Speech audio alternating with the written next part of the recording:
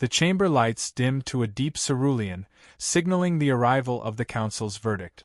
Across the floating platforms of the Triarchic Convocation Hall, thousands of alien delegates turned their eyes toward the center dais, a towering spire of shimmering crystal that amplified every word spoken upon it. Admiral Cassandra Rourke stood in her formal dress uniform, jaw locked, hands clasped behind her back. She had attended dozens of council sessions, but something about today felt wrong. The silence was too heavy. The air tasted metallic. Even the alien guards, usually stoic, kept their hands closer to their weapons. Then the spire flared white. A voice boomed through the chamber, amplified through 1,000 hidden resonators. By decree of the Triarchic Council, the species known as humanity is hereby found guilty of galactic destabilization. Every delegate erupted into shouts. The translation implants struggled to keep up, feeding Rourke a chaotic stream of outrage, disbelief, and, most disturbingly, satisfaction. Rourke's heart slammed against her ribs. Guilty? Of what? The spire continued. Evidence confirms Earth's involvement in the destruction of the Valari border garrison and the smuggling of forbidden quantum armaments. Rourke stepped forward. That's impossible and you know it, she said, voice eye-sharp. Humanity doesn't even possess quantum armament. The prototypes haven't. A new figure slithered into view. Vasker. The serpent-like High Counselor towered above her, scales shimmering like wet obsidian, golden eyes narrowed in hate that he barely disguised. Your denials are meaningless, human, Vasker hissed. The Council has seen the evidence. Show it, Rourke shot back instantly. Murmurs swept the hall. A few delegates leaned forward, curious, perhaps even sympathetic. Evidence should have been displayed automatically. Any proper trial required full transparency. But Vasker only smiled. Classified for security, he said. The Council has deemed the material too dangerous for public dissemination. Rourke felt her stomach twist. A closed trial. Fabricated accusations. Evidence no one can verify. This wasn't justice. It was a setup. She took a slow breath. This is an execution order. Silence rippled outward like a shockwave. Vasker didn't deny it. For the preservation of galactic stability, he said, voice echoing with artificial gravitas, all human assets, colonies, fleets, and stations are to be placed under immediate Council authority. Military force is authorized. Rourke's blood ran cold. They were moving against Earth. Not sanctioning. Not isolating. Destroying. Her earpiece buzzed with a private transmission from Lieutenant Hale aboard the Aegis, waiting in orbit. Admiral, we're detecting Council fleet mobilizations. 3 battle groups. This is bad. She whispered without moving her lips. Prep for emergency extraction. Status silent. No transmissions unless I send a burst. Understood. On the dais, Vasker raised a clawed hand. Arrest the human representative. Effective immediately. Council guards moved like a wave. 6 armored titans in opaque helms, plasma halberds glowing. Rourke didn't move. Think very carefully, she said, voice calm but edged with steel. I am the highest-ranking military officer of a sovereign council member. Any attempt to detain me without due process violates. Humanity, Vasker interrupted, is no longer a member of the council. The hall went deathly quiet. That was the final confirmation. They weren't planning negotiations. They weren't planning sanctions. They were planning genocide. In a sudden fluid motion, Rourke tapped the hidden beacon on her wrist. Instantly, a shimmering blue sphere enveloped her, an extraction shield. The guards lunged, halberds crackling, but their weapons recoiled harmlessly off the bubble. A heartbeat later, she dematerialized into a column of fractured light. Rourke rematerialized inside the Aegis's primary transporter bay.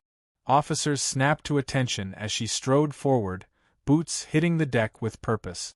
Admiral on deck. At ease, she said, already moving. Bridge now. The Aegis was Earth's newest dreadnought, sleek, angular, and powered by a dark matter core that made her the fastest capital ship in the Terran Navy. As Rourke entered the combat bridge, holographic star maps hovered to life around her, displaying dozens of red markers. "Report," she commanded. Lieutenant Hale pointed at the largest cluster. "Council fleets are moving toward Earth space. Their formation suggests a full multi-front assault." "How many ships?" 300 at least. "And more mobilizing from the Lythan clusters." Her jaw tightened. "They're not leaving any survivors." "No, ma'am," Hale said quietly. A comms officer hesitated. "Admiral, should we warn Earth?" Rourke stared at the swirling red icons. Warning Earth would give away their position. The Council would track the transmission signature. Earth's defenses were strong, but not against the entire Triarchic Armada. And worse, she'd felt something else during the trial. Something deeper. A plan executed with precision. Evidence fabricated. Charges timed perfectly. This wasn't a spontaneous attack. This was prepared. And if it was that prepared... "The Council already sabotaged our channels," she murmured. "They'll intercept or jam anything we send." The officer swallowed. "So, what do we do?" Rourke's voice hardened. "We get eyes on the situation ourselves." She turned to the helm. "Set course for Sol. Maximum burn. Activate stealth ripple and run dark. No external transmissions." "Aye, Admiral." The Aegis surged forward, stars stretching into blue-white streaks as they jumped to FTL. 9 hours later, Rourke stood alone in the darkened main viewport. The Sol system glimmered ahead, framed by the delicate rings of its traffic lanes. But even from here, something was wrong. There were flashes. Not navigation beacons. Weapons fire. Her stomach clenched. "Magnify Earth orbit." The view sharpened. Her breath left her. Wreckage floated everywhere. Human frigates shattered. Orbital defense platforms burning. City lights below flickered amidst spreading plumes of smoke. "Dear God," Hale whispered from behind her. A message suddenly crackled over the secure channel, broken, full of static. "All units. This is Earth Defense Command, Council fleets, breaching the shield. Repeat, the shield is down." Another explosion washed the screen white. Then the transmission cut off. The bridge was silent. Everyone became still, grief, rage, disbelief mixing into something sharp. Rourke forced herself to breathe. Earth. Her home. Her people. Attacked without warning. Condemned without a trial. Burning because of alien fear. Something deep inside her shifted.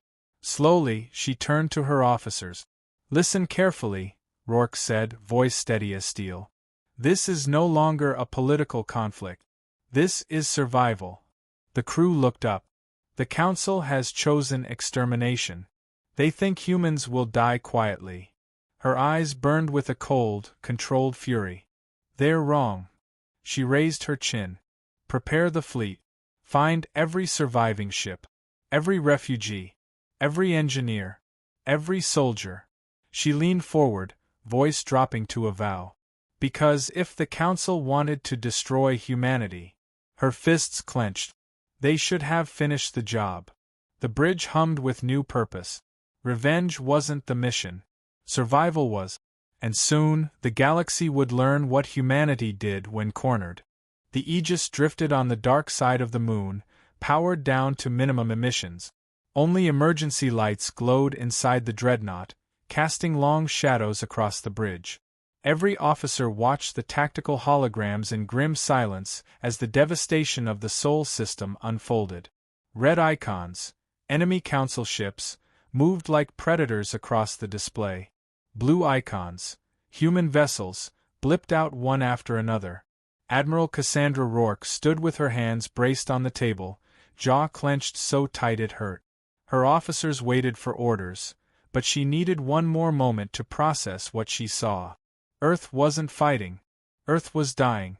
"Report," she finally said. Lieutenant Hale swallowed. "Enemy forces have captured high orbit. All defense rings are offline. Multiple thermal signatures across the surface. Targeting civilian centers? Rourke asked. A nod. Looks like it. She closed her eyes. Not in fear. In fury. The Triarchic Council didn't want surrender. They wanted erasure. Any surviving Earth assets? She asked without looking up. The comms officer hesitated. A few scattered signals on the far side of Mars' orbit. Faint. Possibly refugees. Possibly. Rourke asked. They're not responding to hails. Could be stealth. Could be debris. There was a weight to those last words. Keep scanning, Rourke said, voice even. We need confirmation. She raised her head. Helm. Prepare to maneuver. 30% thrust. Silent vectoring only. I want us drifting behind Luna and using its shadow to mask our trajectory. Aye, Admiral. The Aegis shifted, engines whispering rather than roaring. They slipped back into darkness, hidden. Rourke's seconds of grief hardened into purpose. We're gathering survivors, she said, turning to the room. But we're not engaging the Council fleet. A murmur of surprise rippled through her bridge crew. Commander Idris, her tactical officer, frowned. Ma'am, with respect, we can fight. The Aegis can take down a battle group if… And then what? She snapped. Idris stiffened. Rourke lowered her tone. This isn't one battle, Commander. This is a war we didn't choose and weren't prepared for. Any fight we pick now gets every human left in this system killed. She let that settle. Then, we survive first. We strike later. The room nodded slowly. Logic outweighed emotion. For now. An hour later, the comms officer shot upright. Admiral, new signal. Picking up an encrypted human beacon. Very weak. Rourke's pulse quickened. Location. The officer blinked. Sir, inside the Vesta debris field. Hail cursed. That's suicide. There's Council patrols sweeping that entire region. Rourke didn't hesitate. Set course. Shadow approach. No emissions. The Aegis vanished into the asteroid belt like a ghost. The Vesta field stretched for thousands of kilometers. Shattered asteroids, frozen dust clouds, derelict mining rigs drifting silently. The only light came from distant Sol glinting off metal fragments. The Aegis wove through the wreckage with surgical precision. Where's the beacon? Rourke asked. Directly ahead, comms said, pointing to a slowly tumbling mining station, half destroyed but still barely functional. Rourke straightened. Any life signs? A beat. Yes. Multiple. A breath of relief moved through the bridge. Open a narrowband encrypted channel, Rourke ordered. Static hissed. Then. Low anyone, any Terran asset. This is Commander Elias Grant. Vanguard Fleet, requesting immediate evac, we have wounded. Rourke's voice dropped. Grant. Good man. She stepped forward. This is Admiral Cassandra Rourke of the Aegis. We're extracting you. Hold position. There was a sharp inhale on the channel. Admiral? Holy hell, we thought you were captured. Not yet. Prepare your people. She cut the channel and turned to the bridge. Tactical, full stealth. Deploy 2 escort corvette. Keep them low profile and moving behind cover. Idris nodded. Yes, ma'am. Within minutes, the Aegis had slipped into the blind zone of the shattered mining station. Shuttle teams deployed. The first group of survivors boarded 20 minutes later, bloody, exhausted, armor scorched. Commander Elias Grant limped onto the deck, face grimy, uniform burned. He saluted despite the pain. Admiral, he rasped. Rourke clasped his forearm. Report. Grant exhaled. Council forces hit Mars, Luna yards, and every habitat simultaneously. No warnings. They targeted shipmakers first. Our fleets were caught mid-refit. Rourke's stomach tightened. Intentional sabotage. Without a doubt, Grant nodded. They wanted us blind and unarmed. He paused. And Admiral, Earth, his voice cracked. They used orbital lances. Entire cities, gone in minutes. Silence settled like stone. Rourke forced her voice steady. How many survivors? Grant shook his head. Not many. Maybe thousands across the whole system. A razor-sharp pain cut through Rourke, but she didn't let it show. Then we save everyone we can, she said. Hours passed as the Aegis rescued the last survivors from the Vesta field. Each group carried similar stories.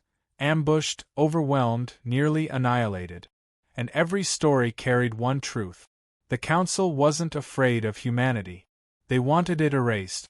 Once the last wounded were aboard, Rourke summoned her senior officers and Grant to the Strategy Center. The holographic map of the Sol system flickered above them, mostly red now. Hale pointed. Council forces are consolidating around Earth.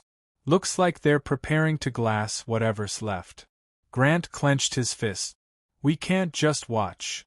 And we won't, Rourke said. She zoomed out the map, showing the larger region. Humanity's colonies, outposts, and slipway gates are spread across 40 systems.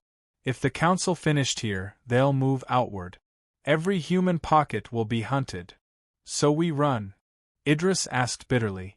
Rourke fixed him with a stare. We relocate. We regroup. We rebuild.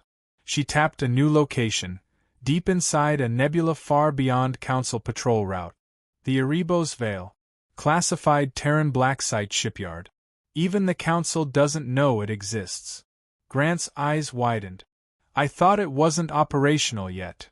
It wasn't, Rourke said. But we have no choice. It's our best shot. So we flee. Hale said quietly. No, Rourke replied, voice cold and certain. We survive. She looked each officer in the eye. And when we're strong enough, we come back. A quiet fury filled the room. A shared oath. A promise. Rourke straightened. All hands. Set course for the Erebos Vale. Silent running until clear of the system. Prep refugees, triage wounded, and repair damage. And one more thing, she added softly. When we return, the Council will learn what happens when they try to erase humanity. No one argued, because they all felt it. The silence of Earth was not defeat. It was the beginning of a reckoning. The Erebos Vale swallowed the Aegis like a living storm. A churning nebula of obsidian dust and electric blue ion clouds stretched across half a light-year, blinding every known sensor system. Lightning arced between drifting shards of dark matter, each flash illuminating the black void with ghostly brilliance. To outsiders, it was a deadly celestial hazard. To humanity, it was their last sanctuary. Admiral Cassandra Rourke stood on the bridge as the Aegis's hull groaned under the electromagnetic turbulence. Every officer watched their instruments nervously while blue sparks danced across the viewports. Report, Rourke said. Helm answered first. Dark matter density at 92%. Shields holding. Navigation grid stable. Good, Rourke said. Proceed to the inner approach vector. Another bolt of nebular lightning rippled past the dreadnought. Commander Idris exhaled. By all rights, this place should tear a ship in half. That's why the Council never comes here, Rourke said simply. Lieutenant Hale added, Admiral, I'm detecting microwarp distortions along the planned trajectory. Hidden emitters activating. Rourke nodded. That's our beacon array. They've recognized our signature. Moments later, the impossible revealed itself. A massive shadow materialized within the swirling darkness, then another and another. Soon, structures the size of continents emerged from the veil. Industrial rings, armored pylons, half-complete capital ships suspended inside scaffolding like metal giants frozen mid-birth. The Erebos shipyard. A Terran black site known only to a handful of Earth's highest-ranking commanders. The place where humanity hid its most dangerous prototype. Grant stepped beside Rourke, awe breaking through his exhaustion. By the stars, we were really building all of this? Quietly, Rourke said. The Council would have lost their minds if they knew. A docking signal flashed in the air. "Yes, Aegis," came a deep, clipped voice over comms. "This is Erebos Control. You are cleared for Berth 7. Be advised. We have wounded, incomplete defenses, and limited supplies. Your emergency declaration is acknowledged. Deploying med crews. Rourke let out a slow breath. Understood, Control. We're bringing survivors. Thousands of human refugees, injured, hungry, traumatized, waited in the holds. Erebos wasn't built to house them, but it was humanity's final refuge. The Aegis slid into its berth with a thunderous clang as magnetic clamps locked on. The bridge lights softened, signaling docking completion. Rourke turned to her crew. Begin offloading civilians. Defense teams, secure perimeter. Engineers, patch whatever we can. We're staying, but only until we're ready. A hush fell over the room as they understood what she meant. Ready to fight back. 2 hours later, the shipyard's command deck hummed with frantic activity. Engineers raced between consoles, medics carried wounded past sealed bulkheads, and silent technicians monitored 100 hidden sensors surrounding the nebula. Rourke entered the central strategy room, flanked by Commander Idris, Lieutenant Hale, and Commander Grant. A massive holographic sphere floated in the center, Erebos, in all its unfinished brilliance. Chief Engineer Myra Sato, grease-stained and exhausted, approached with a tight smile. Admiral, last time we met, you told me to build something that scares even the Council. Rourke raised an eyebrow. And did you? Sato tapped the hologram. 3 silhouettes unfolded within the projection. Not ships. Monsters. Dreadnoughts the size of cities, with asymmetric hulls designed to redirect energy beams, gravimetric spikes along their spines for spatial displacement, and forward cannons shaped like colossal crescents. Grant let out a low whistle. Those aren't warships. Those are apocalypse engines. Sato nodded. Project Leviathan. They're only 80% complete, but with every engineer you brought us, we can finish them, maybe in weeks. Idris frowned. If the Council finds this place, we're dead before we can complete even one. And that's why we stay hidden, Rourke said. She turned to the entire room. Humanity is not extinguished. We may be broken, scattered, and bloodied, but we are not done. From this nebula, we rebuild the Terran Armada. The officers straightened as something fierce flickered behind their eyes. Rourke gestured to the hologram. We will finish the Leviathans. We will restore our fleet. We will forge new weapons the Council fears to even imagine. She leaned forward. And then we will make them regret what they did to Earth. Construction roared back to life across the Erebos shipyard. Assembly drones flew like swarms of metallic insects. Human workers. Some veterans, some civilians who'd never set foot inside a shipyard, labored side by side, driven by fury and grief. The Aegis's damaged armor plates were stripped away and reforged. Escape pods were repurposed into makeshift quarters for families. Engineers patched power grids with whatever scrap they could find. But survival wasn't enough. They needed strength, and Rourke knew how to get it. In the dim glow of a forgotten hangar, she met with Sato and Grant again. The hangar contained a single object draped in a blackout tarp. Rourke nodded. Show him. Sato pulled the tarp aside. Grant staggered back. What the hell is that? A long, metallic cylinder lay on the platform, sleek, black, its surface shimmering with faint blue fractals. Rourke crossed her arms. Earth's first gravitic shear torpedo. Grant choked. Those were theoretical. Impossible. They distort spacetime, rip ships in half. They were theoretical, Sato corrected. Now they're prototypes. Rourke said quietly, and they'll give humanity a fighting chance.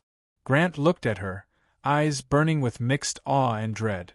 Admiral, you're building weapons of extinction. Rourke met his gaze without flinching. They forced our hand. If the Council wants to erase us, then we will become something they cannot erase. Later that night, Rourke walked alone across the main observation deck. Thousands of humans filled the shipyard below, their faces lit by welding sparks and glowing databanks. They were tired, angry, hurting, but alive. And more importantly, working, rebuilding, forging, becoming something the galaxy had never seen before. Hale approached quietly beside her. You think we can really do it? Rourke didn't take her eyes off the shipyard. We already are. Still. Leviathans, gravitic weapons, stealth armadas. It feels like we're becoming exactly what the Council feared. Rourke's voice was low and certain. No. We're becoming what survival demands. She turned. And when the Council realizes humanity hasn't died, they'll finally learn something. Hale raised an eyebrow. What's that? Rourke's jaw tightened. That humans don't die quietly. Below them, the first Leviathan's engines ignited, sending ripples of white-blue light through the nebula. A new dawn for humanity, and the beginning of doom for the Council. The Erebos' veil boiled with fury. Nebular lightning cracked across the darkness as three colossal silhouettes pushed through the storm, engines glowing like blue suns. Every plate, every cannon, every shimmering field around them radiated one truth. The Leviathans were complete. The ESS Juggernaut, the ESS Nemesis, and the flagship, rebuilt, reforged, reborn. The ESS Aegis Ascendant. Admiral Cassandra Rourke stood on the primary bridge, the command crown linking her neural interface with the ship's battle matrix. A hologram of the galaxy burned before her, red clusters marking Council strongholds. Not for long. Commander Idris approached, armored in matte black combat gear. Leviathans report ready. All weapon systems green across all fleet. Fighters in launch position. Lieutenant Hale added, human remnant fleets have finished formation. Over 300 vessels total. Grant stepped forward with a grim smile. We're not a dying species anymore, Admiral. Rourke stared at the hologram. No, she said quietly. We are an avenging one. Target 1. The Argent Spire shipyard. The first strike hit before the Council even realized humanity had returned. The Argent Spire, largest Council shipyard, fortress of untouchable power, floated peacefully in orbit around the pale moon of Vathros. Hundreds of Council engineers moved along the scaffolds, oblivious to the storm arriving in the next minute. A ripple of distortion appeared behind the moon. Then 3. Then 30. The entire human survival armada decloaked like predatory wraiths shedding their shadows. Leviathans, fire, Rourke ordered. There was no roar. No thunder. Only the silent flicker of gravitic shear torpedoes leaving their tubes. A second later, the universe tore open. Space twisted violently, bending like melted glass as the torpedoes detonated. Entire hull segments of the shipyard warped, shattered, and fragmented into spiraling debris field. Council defenders scrambled, alarms screaming across every frequency. Rourke watched from the Leviathan's command sphere. Idris, she said. Show them the cost of betrayal. Yes, Admiral. The Aegis Ascendant fired its main lance. A blinding column of blue-white energy carved through the heart of the Argent Spire, punching straight through 6 kilometers of reinforced alloy. Shockwaves rippled outward, shredding entire wings of docked cruisers. The Council fleet tried to scatter. Human ships were faster. The Nemesis deployed its Void Hunters, small, vicious fighters built for carving through capital ships like bone through flesh.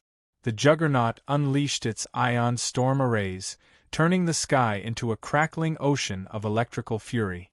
10 minutes later, the Argent Spire was gone. Not damaged. Not crippled. Gone. Silence filled the bridge. Hale exhaled. They'll know now. Rourke nodded. Good. Let the galaxy understand. Humanity endures. Target 2. The Mordal Enclave. Deep in Council territory, the Mordal Enclave served as the political heart of the Triarchic military. It was where war strategies were crafted, where generals plotted, where humanity's destruction was signed into law. They were meeting now, panicked, confused, alarms spreading like wildfire, when the ground began to tremble. Vasker slithered into the chamber, his scales rippling with barely concealed rage. What news? Hissed Jakor, a crystalline envoy whose voice resonated like shattering glass. Vasker slammed a claw into the table. A human strike fleet destroyed the Argent Spire. Hundreds of our ships lost. A ripple of horror moved through the chamber. That's impossible, one general bellowed. Humans were nearly wiped out. Apparently not, Vasker growled. And now it seems, they have evolved. A tremor shook the chamber. Everyone froze. Another tremor. Closer. Louder. General Varder's voice quivered. What is that? The ceiling split open. A human drop pod the size of a shuttle slammed into the chamber floor, sending shards of marble flying. Its doors exploded outward, and armored Terran Marines swept inside, weapons blazing with controlled bursts. Panic erupted. Vasker recoiled, eyes wide. One Marine stepped forward, armor black as void, visor glowing a cold blue. He activated a hollow emitter. Rourke appeared in the air, calm, composed, unyielding. Counselors, her hologram said, this is a courtesy visit. The alien leaders trembled. You thought humanity fragile, simple, contained. Her voice darkened. You thought you could erase us. She paused. You were wrong. The Marines raised their weapons. The chamber erupted in screams. Rourke's hollow watched dispassionately. Of course, she added softly, we haven't even started. Target 3, the Valari Fortress. The Valari Fortress was legendary. Fortified asteroids interlinked with energy fields, able to withstand entire armadas. A perfect symbol of Council arrogance. Humanity hid it from 3 dimensions. The Aegis Ascendant dove through an asteroid crevice barely large enough for its hull, shearing rocks aside with its spatial shield. Void hunters surged ahead, diving through narrow kill zones like swarming falcons. Rourke stepped onto the forward observation deck. All batteries, she said. Focus fire. The Leviathans obeyed. Beams, blue, white, violet, converged on a single point. The fortress core glowed, pulsed, then ruptured in a violent implosion that carved a hollow through the asteroid belt. More torpedoes launched. Space unraveled. Fortifications crumbled. Every escaping Council ship met a human interceptor. An hour later, nothing remained. Back aboard the Aegis Ascendant, the bridge fell into a stunned, triumphant hush as the sheer scale of the victory sank in. Hale whispered, Admiral, the entire frontier is collapsing. Council fleets are withdrawing everywhere. Half their territories have gone dark. They fear us now, Idris murmured. Rourke shook her head slowly. No. They fear justice. Grant approached with a datapad. One more Council fleet has gathered at the Triarchic capital. Tens of thousands of ships. Rourke's eyes hardened. Let them gather. Let them pray. Let them tremble. She turned. Because we're coming for their throne world next. The bridge froze. Hale spoke first. Admiral, that will be the largest battle the galaxy has ever seen. Exactly, Rourke said. Her voice was cold steel. They want a final confrontation? She stepped forward, calm as the void. Then we will end this. She raised her chin. Prepare the Armada. Set course for the Council capital. The order echoed across the ship, across the entire fleet. The Leviathans turned. Their engines flared. And with a silent, terrifying beauty, humanity's Armada launched into FTL, straight toward the heart of the empire that tried to exterminate them. The Council wanted fear. Now they would learn despair. The throne world of the Triarchic Council, Valkyrian Prime, shimmered below like a jewel carved from starlight and arrogance. Vast orbital rings encircled it, each bristling with defense towers and shimmering shield arrays. Countless ships patrolled its perimeter, forming a shimmering metallic halo. For 10,000 years, no hostile fleet had ever breached it. Today that changed. Because today, humanity had arrived. Admiral Cassandra Rourke stood at the forward display of the ESS Aegis command bridge in full dress armor, the silver plates absorbing the console lights like a predator's gaze. Behind her, the Earth Survival Armada spread across the void, a formation of silent, hardened survivors, forged through genocide, betrayal, and fire. Final fleet check, Rourke said calmly. One by one, human captains appeared on the holoscreens, weary, scarred, but burning with the same unyielding fury that had carried them through the Council's massacre. Battlegroup Atlas, ready. Battlegroup Solaris, ready. Gravitic lance arrays charged to full. Void torpedoes armed. Every single one. Admiral, Captain Imani of the carrier Nova Spear leaned forward. This is the moment we reclaim our dead. Rourke nodded once. This is where they learn what humanity truly is. The bridge dimmed as the Armada locked into an attack posture. Before them, the Triarchic capital marshaled its own defenders, millions of drones, thousands of cruisers, and the Council's elite guard. A wall of power. A statement of dominance. Vasker, the serpent-like Counselor General, appeared suddenly on the central holoscreen, his golden scales vibrating with outrage. Admiral Rourke, he hissed. This is your final warning. Turn back. Your species has already been sentenced. Rourke's stare remained cold and steady. You sentenced us to extinction, she said. You failed. You cannot win, Vasker spat. The Council has ruled the galaxy since before your species learned to crawl. Your defiance is. 93% of your fleets are destroyed, Rourke cut in. Your border worlds have surrendered. Your supply lines have collapsed. Your allies have abandoned you. The only thing left of your empire, she gestured to the screen, is one planet hiding behind 10,000 guns. A murmur swept across the bridge as Rourke stepped closer to the hologram. And I am here, she said, voice deadly calm, to finish this. Vasker bared his fangs. Then humanity will be erased. The connection cut. Rourke turned to her crew. All ships, she ordered. Commence the final advance. The opening barrage lit the void like the birth of a star. Human dreadnoughts unleashed gravitic shear beams, warping space itself as they sliced through Council carriers as if peeling layers from an onion. Destroyers launched volleys of void torpedoes, their shimmering trails phasing through shields before detonating deep within hulls. The Council retaliated with overwhelming fire. Plasma nets, ion storms, solar flares launched from their arc towers. Entire sectors of space became lethal maelstrom of energy. A Council battleship the size of a skyscraper lunged forward, firing a spinal cannon directly at the Aegis. Rourke didn't flinch. Deflective tilt 3 degrees, she ordered. The Aegis angled just enough for the beam to scrape across its shields instead of punching through. Return fire, she said. The dreadnought's lance beam answered like a god's judgment, a pillar of light so bright it carved shadows across the bridge.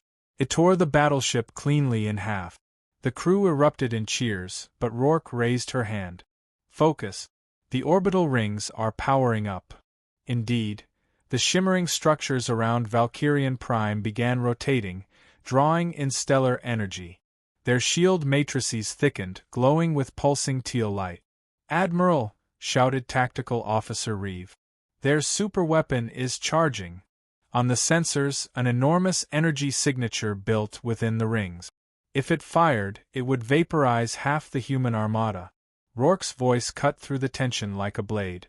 All ships, break the rings. Not disable. Not disrupt. Break. Human cruisers surged forward, carving through alien defense grids. Bombers dove into the rotating ring structures, weaving between beams of pure starfire. Dozens were lost instantly, but more pushed through. One by one, they planted gravitic warheads along the inner spine of the megastructures. Then Rourke whispered, "Detonate." The void exploded into a lattice of collapsing space. Sections of the first orbital ring imploded, folding in on themselves before dissolving into stardust. The shockwave shattered the second ring like a brittle wheel. The remaining rings faltered, losing alignment, the superweapon destabilized, its charging energy looping back uncontrollably.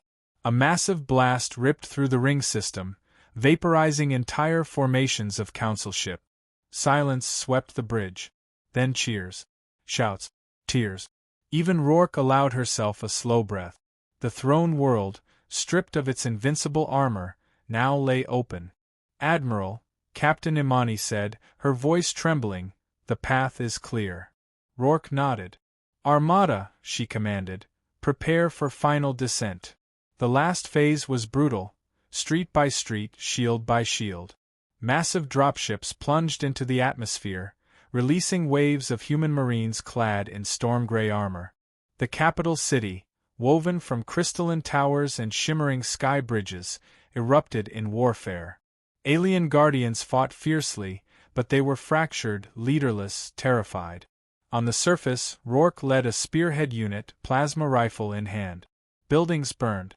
Skies thundered. The ground shook under the weight of collapsing spires. Commander Vale jogged beside her. "Ma'am, intel says Vasker is inside the central spire, the council hall." "Then that's where we go." They pushed deeper into the heart of the city, cutting through last-stand forces. Human mechs tore through barricades while drones provided cover fire. At last, the towering crystalline spire loomed before them, wounded, half-shattered, but still defiant. Rourke stepped inside. The council hall was eerily silent. Overhead, a massive dome projected a dying hologram of the council emblem, flickering, unstable, fading. At the center of the chamber stood Vasker. His gold scales were cracked. His once regal posture had collapsed into something pathetic, desperate. You cannot do this," he rasped. "We created order. We kept the galaxy stable." "You kept yourselves in power," Rourke replied. "You were rising too quickly," Vasker hissed. "Your species, you threaten everything. You adapt too fast.